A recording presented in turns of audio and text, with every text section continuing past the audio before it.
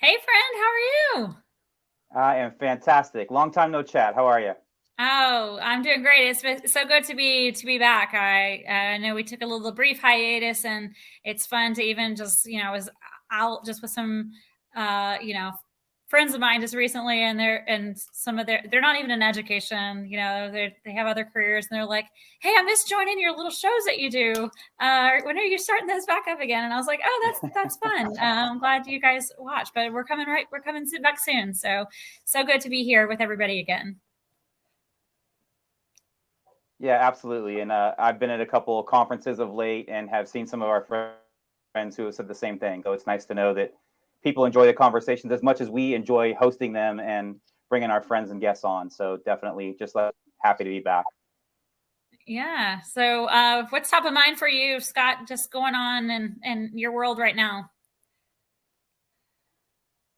Think the biggest thing for me right now is coming off of these conferences. So I was at FETC, TCEA, and then IdeaCon for my first time.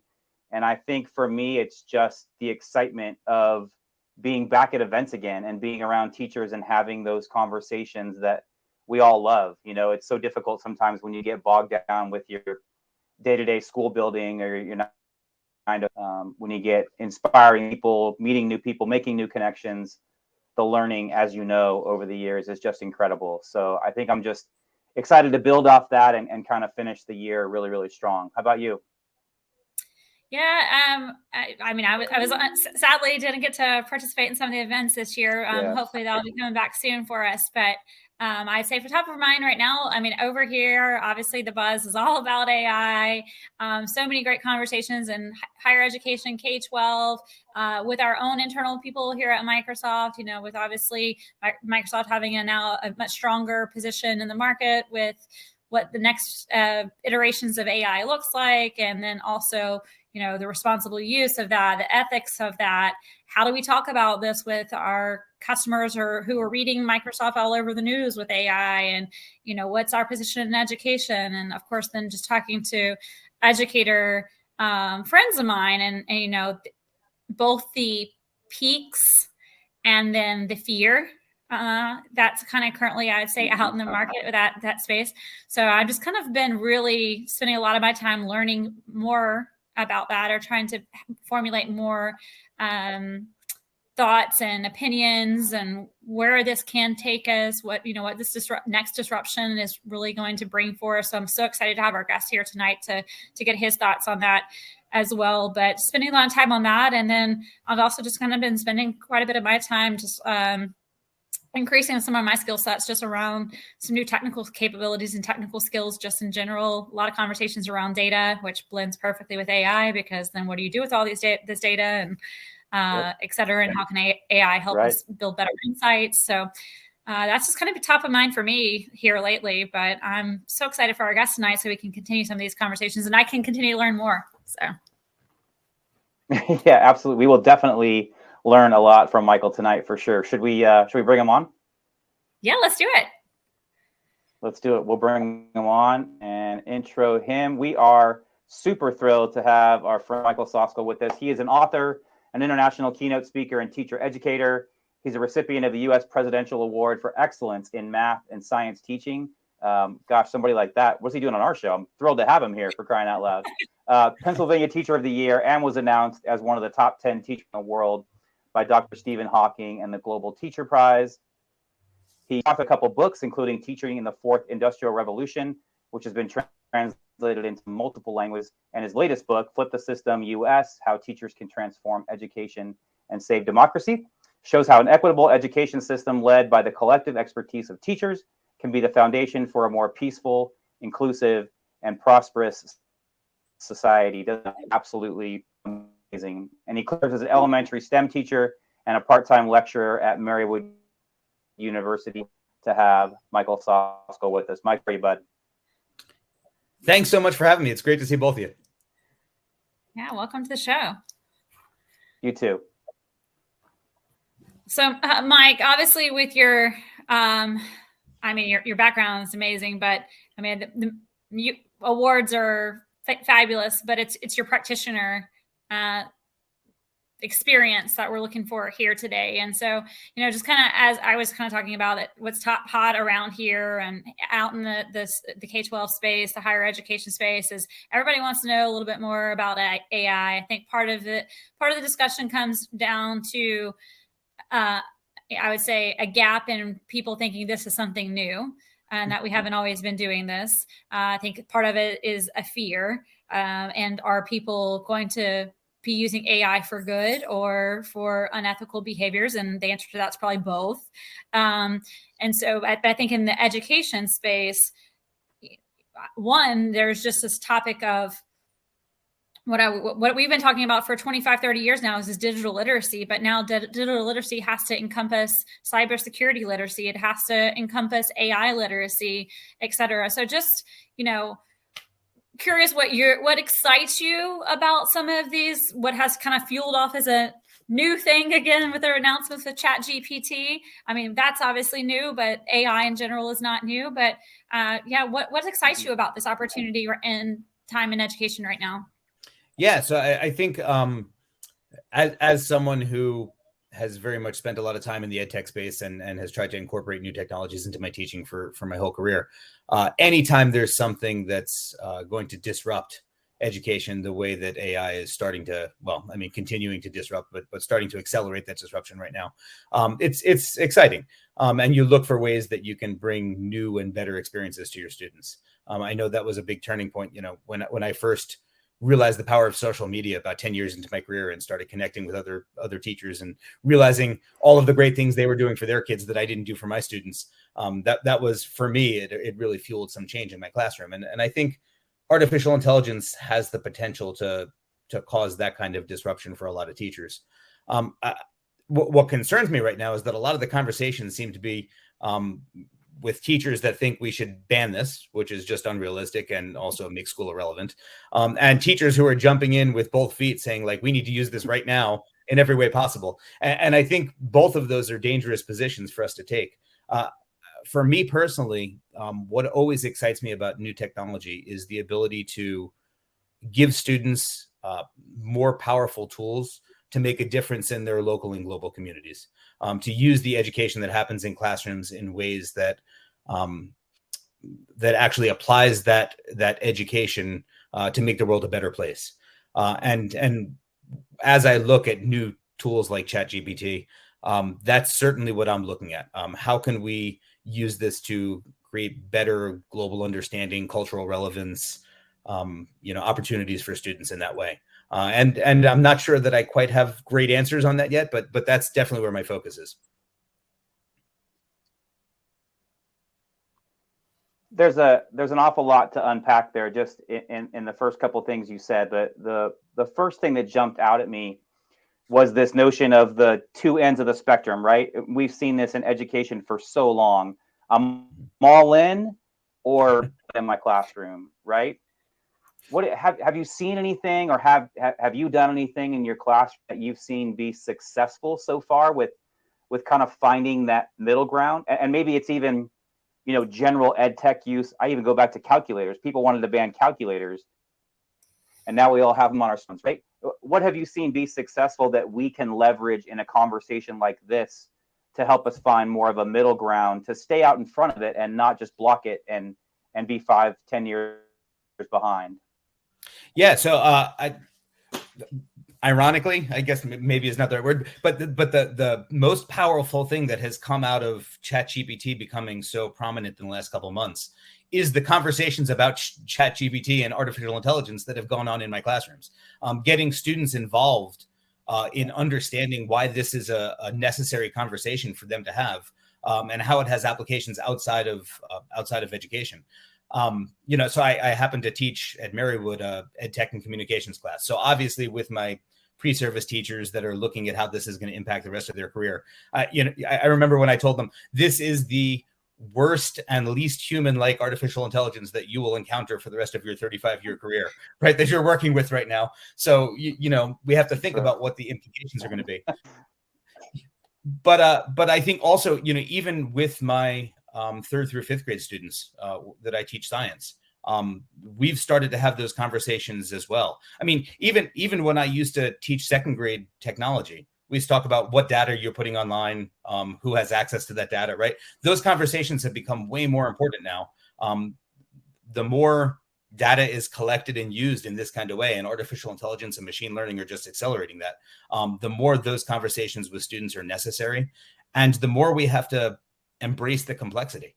There are no simple answers to any of these questions, but learning is in the complexity, and embracing that and finding nuanced solutions and nuanced conversations and teaching kids how to engage in that.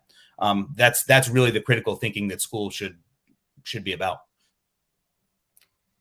Yeah, I mean, I think it's just, like you hit the nail on the head. It's more thinking about the technology and implications of technology, whether that be, whatever this news disruption looks like, right? It's the education. And I think even I quite heard, I was not at many of these conferences that Scott was just able to attend, but everybody coming back from them said like, oh, the lines outside of these sessions that people were hosting, even about the conversation, were like really long. And I said, so what were they there to, like, the educators that were in attendance, what were they there to get? And the resounding response that I received was an education on what this is. Mm-hmm. And so I think that's just as equally important to talk about with our students and with the learners is, everything from, we talk about for a long time, kids building a digital footprint. And when you put stuff out there and living on the web, it's part of who you are for the, for forever, right? And it's the same thing with this technology. And even the questions that students, teachers, nurses, doctors, finance, whoever are asking, these things are now part of their footprint. And so we all know that, like, the tool is free, but nothing is free, right? And so, like, even thinking about what are you asking these AI bots and intelligence. And again, it's not anything new. It's just the one that's called ChatGPT that's new. We've been asking Alexa and Siri and all these, AI bots, all sorts of stuff for some point in time. And they've been collecting the data that's now being used in this, next thing, right? Right. I think a lot of it boils down to the education piece of it and having conversations. And then the second piece is, so now what do we do with that? And how are we rethinking our, we should be always thinking about iterating our education system that we have in place, but how do we take this next huge disruption, which is here, it's already here. How do we take that and make our systems better? Yeah, this is a great question. I think, but before I even tackle that, one of the mistakes I think we make in the edtech space, but also in other parts of education, is we start to answer questions like those without reflecting on why we're educating students. And I think until we answer that basic question of, like, what is education for, it's tough to come up with a good answer to, like, how do we do it well, right? And I think we have to really draw a line between education and learning. Right? Learning is just one aspect of education. You can learn lots of different things. It doesn't become education until you're applying it in some way, you're understanding different perspectives, you're building relationships either with the person you're learning from or others that you're learning with, or people that you're, applying that learning to help. All of those critical thinking skills and diversity of perspectives have to go into education. One of my biggest concerns with how we're looking in conversations about ChatGPT and other artificial intelligence, machine learning in schools, is that we are looking and saying, this is a great tool for learning X, right? Whether it's mathematics, although ChatGPT is terrible at mathematics, but whether it's learning this one topic, and really we have to step back and say, what are the implications on creating educated citizens by using this tool in that way, right? And so even if ChatGPT can do some things that help our students learn, if it's making them less creative or less able to have relationships, that's something we have to weigh on the other side. And those are the kinds of conversations that I'm really starting to engage other teachers in, and my students, because I think it's important. One of the real positives that I've seen when it comes to developing critical thinking is ChatGPT especially has a great ability to take two very divergent topics and find similarities between them, right? come up with a conversation between Plato and Jar Jar Binks, right? And it's able to do that, right? And make it, so having students predict what are the commonalities between those two things, research those two divergent things that we're going to talk about. That's, having students do that first and then seeing how it matches what the artificial intelligence can come up with is a way for them to practice those critical thinking skills and creativity, rather than just relying on an artificial intelligence to do that work for them. We never want to outsource creativity, right? We want to make sure that is something that is uniquely human going forward, because that's how problems are going to get solved in the world going forward. Yeah. Well, and it's the human piece too, right? The artificial intelligence is, it's all the, I know it's been a buzzword for so long, I hate even saying social emotional learning, but it's those skills that it's important for students to know how to interact with each other, how to engage with people when they go to the workplace, whatever that is for them and moving forward in the future. It's how is the human smarter than the technology? And, technology is not typically good at replicating a human interface. I mean, even we learned that during this pandemic that we went through. I mean, yes, it's a great augmentation to have things like this where the three of us can get on and have a conversation through this technology, but it's very different still than engaging in person and, a human capacity where we're having this conversation and we can, give hugs at the beginning or end of this, right? It's still the role of the teacher as the human and bringing that human interaction out with our students is never been more important, I don't think. And I think that's a lot of what this AI teaches us. Yeah, I mean, this is the whole purpose for us writing that first book, Teaching in the Fourth Industrial Revolution, is to make the case that human teachers were going to be necessary and couldn't be replaced by artificial intelligence and machine learning in the future. I think we're seeing that play out now. One of the things that I didn't anticipate as much as I should have in writing the chapters for that book was, I think I just took it for granted that nobody would ever allow the outsourcing of things that are uniquely human to machine teachers. I think one of my concerns with looking at the rise of chat-based artificial intelligence and how it could be used in ways that are not necessarily good for education is in combination with the teacher shortage. We already see rural schools where there's one math teacher between multiple different high schools, and they're rotating around, and kids are learning via video when there's no teacher there. I would hate to get into a situation where we just replace those videos with artificial intelligence and then say we don't need to address the teacher shortage because we have a solution. Because what that will lead to is, kids in poor areas and kids in areas where the teacher shortage is worst, not having that human interaction with teachers. And again, these are all, no technology is good or evil, right? It's how we apply it and how public policy allows us to shape it, whether or not it's making a difference for good or evil. But that's certainly one of the things that I would worry about. Well, it brings back full circle to what you started this conversation with, and that is what is the purpose of education? Right. And it's more than, building a knowledge repository in the human brain. And if it was only doing that, then maybe the AI could suffice to some degree. But there's so much more that our kids get by having a structured school experience in an education system that are not related to knowledge, facts, information, content, even though, a lot of educators are like, but my content is the best.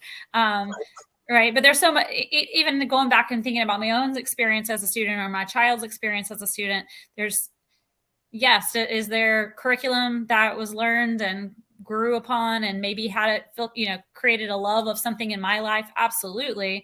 But it was also the relationships that I had with my basketball coach, who taught me to be a team player and get up when you got kicked down, and all those things that are just as valuable that students receive from an education system. So 100% goes back to what you said at the beginning. Like, why are we in this? What do we do? What do we define education as?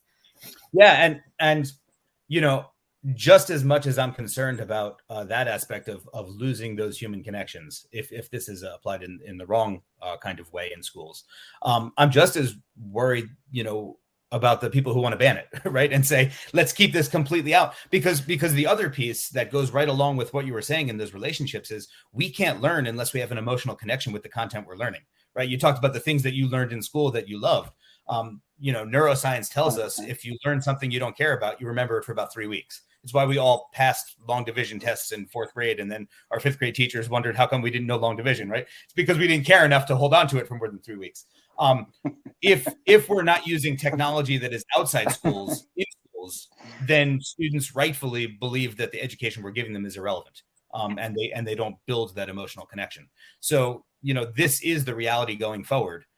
We just have to find a way as teachers and as advocates for quality education to make sure that we're, creating the framework that allows it to be used in ways that are for good and not for evil. Yeah. I was just reading an article just last week about like how does a business reinvent themselves and become innovative again. And one of the things in that article that they were pointing to was, you don't have to be a tech company to be innovative. A lot of people think innovation, tech. But, in the article, it was like, we've seen innovation shifts in manufacturing. We've seen innovation shifts in retail. And one of the things that I took from that article that I thought was a very personal tied connection to education was they said, but to be innovative, you have to resolve to go on offense with an existential commitment, a startup mindset, and bold action. And I think personally, people can disagree, that education needs to embrace that mindset of innovation more right now, more than ever, to continue to being relevant in providing our students with, what they need in order to be competitive in their futures. Right. And so I kind of think that this moment, this time, this shift might actually hopefully say, hey, if retail is innovating, if manufacturing is innovating, we know tech always innovates. That's what they have to do to stay. But how are we in education going to say we want to be relevant? We're going to have to make some bold moves. Yeah. And I love that. I mean, I do think we need to be bold and innovative. Teaching science and the engineering design process and using that to find solutions. That's a lot of what we do. I think when we think about that innovation in schools, there's 3 different areas that have to be in balance when we look at how to bring technology into that innovation. The first is the college and career readiness, right? Making sure that our students are prepared to do something outside of school, qualification, being qualified to do something. The other 2 pieces that are equally important, and we touched on these a little bit. The first is, are we developing people to be their best selves? Are we getting them to understand their values, to understand that they can be the subject of their lives rather than the object of other people's coercions or, and that is very much rooted in those relationships and social emotional skills that we had mentioned. And I think the third piece is, how do we develop a cohesive society? When I did some work with OECD a couple of years ago, probably back in like 2018 now, there was some data that they had that pointed that if you live in a rural area of the United States, like where I teach, you have more in common with someone living in rural Romania than you do with someone living in New York City. That's, for me, 2.5 hours away.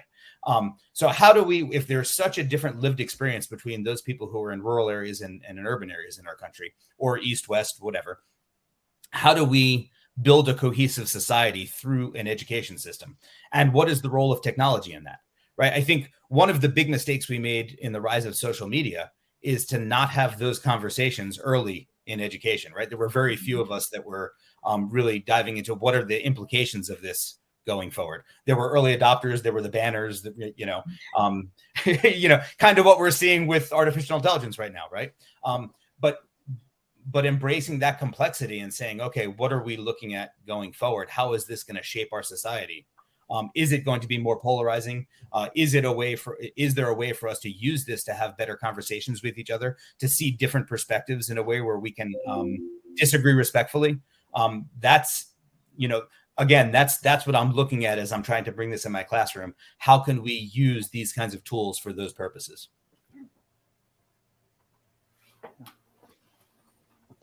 I think these conversations are so important, and to tie it all together at the end, I think too the teacher component of this and how we build relationships is essential. One of the things you touched on, Michael, was the teacher shortage, and I think I'm even more concerned about 3 to 5 years from now, because what's happening in teacher prep programs, like, you know, what are 18, 19, 20-year-olds getting trained in, or are they even interested in teaching?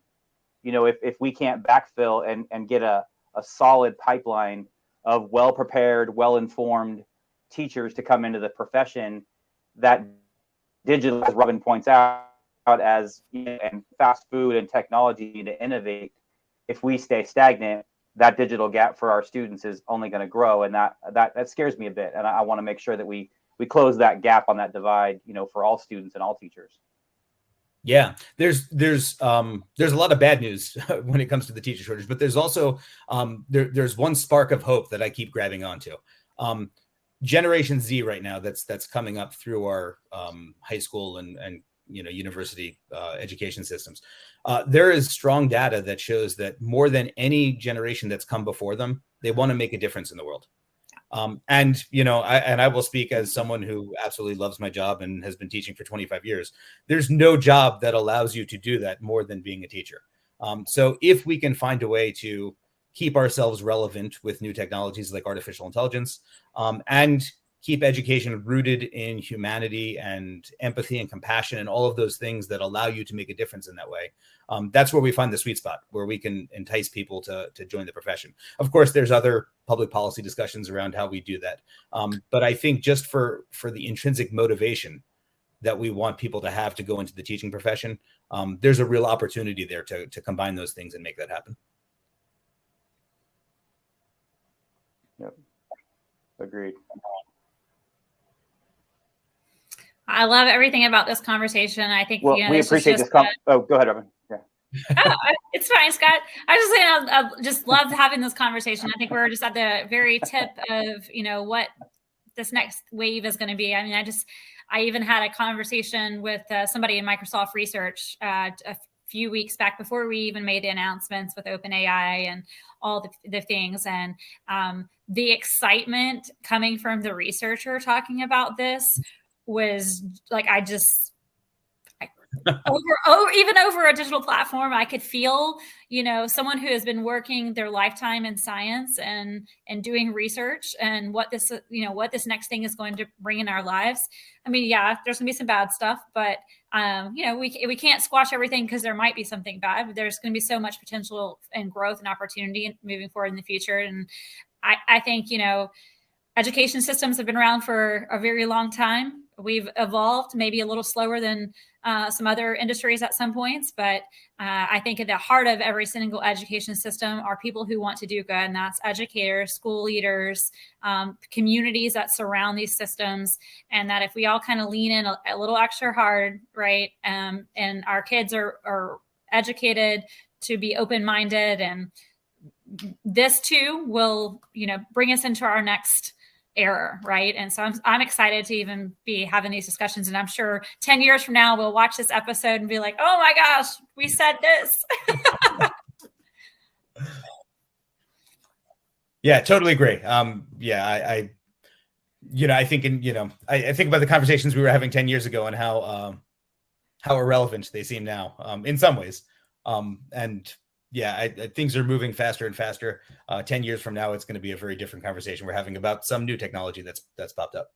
Yeah, absolutely. You know, it's what keeps us moving and advancing in society. You know, I know there's a lot of terrible things that go on in society, and people are like, oh, the world, the blah, blah, blah. But, you know, our world has never been greater than it is today. Access to medicine, to science, to technology, I mean, those things have allowed us to expand our lifespans and make connections with other cultures and peoples across the globe, right? The mobility that we have today that we've never had, you know, a century ago. I think this is the next era of flight for us, and, you know, building, really just crossing borders and allowing our world to be a greater place. So And the beauty is, no matter what the question, education is always the answer, right? So we know we can always rely on that to get us out of whatever mess we get ourselves into. That's 100%. Before we let you go, Mike, just want to see if you want to play a little bit of lightning round with us. Sure. All right, Scott, I'll let you go kick us off. Or did we lose Scott? I think we lost Scott. I think we lost Scott. All right, well, then it's me and you until he comes back on. All right. What food can you not live without? Coffee. That's a top of my list too, probably. If you could be anywhere in the world right now, and I know you've traveled a lot of places, where would you want to be? Ooh, first place that popped in my mind was Encinitas, California. Absolutely love that town. Love spending time on the beach there. Oh, nice. I've never visited, so maybe add it to my next travel ventures. What are you currently reading? Ooh, so I just finished a book about how to build an partially underground solar greenhouse. And at the same time, I'm also reading Bertrand Russell's History of Western Philosophy. And I just picked up a new book by John Dewey. So kind of have those three going on at the same time. Yeah. Yeah, those sound like awesome reads. I'm probably most interested in that first one you threw out, but the underground solar greenhouse, that sounds very intriguing. Sounds like a science experiment waiting to happen. Yeah. My former science teachers in me just comes out with that one for sure. All right. What's the last series or show you finished binge watching? Finished.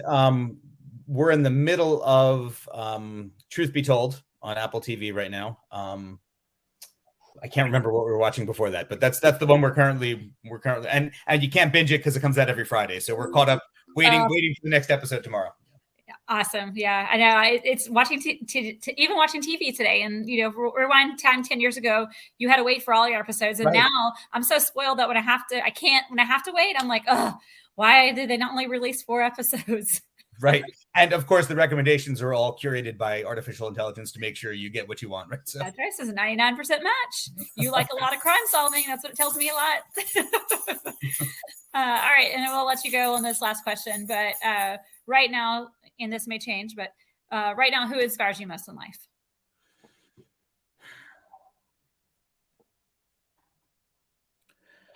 There's a lot of inspirations, but right now, seeing how my students are showing such resiliency in so many different areas. There's so many different issues that we're facing. Some that have been exacerbated by the pandemic. Some just because I teach in an area where there's a lot of economic insecurity and some other issues.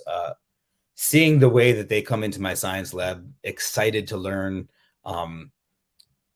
just with that bubbly enthusiasm that they come in with, knowing that they've got some issues that they're dealing with behind the scenes.